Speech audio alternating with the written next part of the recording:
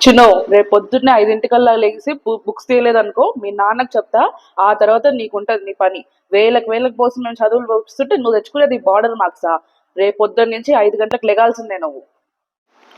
చిన్ను, ఏంటి చిన్ను పొద్దున్న 9 గంటలకు స్టార్ట్ చేసావు, ఇప్పుడు ఇంకా 9 అవుతుంది, ఇంకా వరకు ఉందా? ప్రెషరా? ఏంటో అమ్మా, జాబులు రానంత వరకు జాబులు రాలేదని బాధ, వస్తే పిల్లలు ఇలా ఊళ్ళలిసిపోయేదాకా కష్టపడుతున్నారని బాధ. ఏంటో అర్థం చిన్ను, లేగు.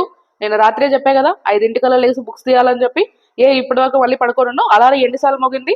అది మోగి మోగి అదే చచ్చిపోతుంది. నీకు ఇంక 5 నిమిషాలు లేదు, ఏం లేదు. ముందు లేగు నువ్వు, లేదంటే మీ నాన్నని పిలవమంటావా? బెల్ట్ తీసుకొని వస్తారు చూసుకో. ఆ, లేగు. లేచి బ్రష్ చేసి బుస్ పుసుక. లత, సప్పుడు చేయకు. అమ్మాయి పడుకోనుంది.